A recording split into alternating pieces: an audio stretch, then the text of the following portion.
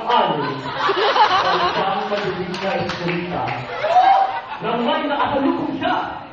Isang kalbong hold-upper at sinabing, "Kodakto!" At sabi, "Ray! Ray! Huwag ka ang bigyan!"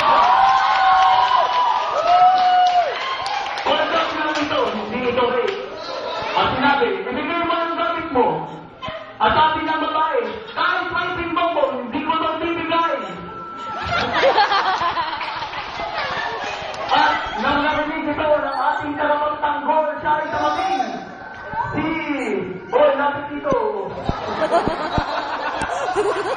Pagkagawa ang babaeng maganda sa Green Lantern.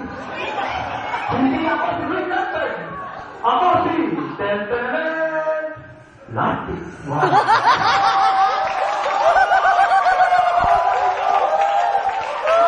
At sinubukan siya ng baril ng hold-upper. Baril, sinubukan mo sinastikman ng baril. At nag-slow motion, binarin niya sinastikman umiyak.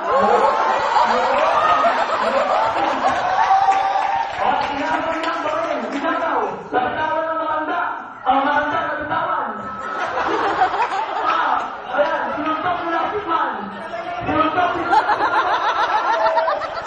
At siya ay nagtatumba ang hold-upper. Niyakap ng matanda sinastikman. Niyakap.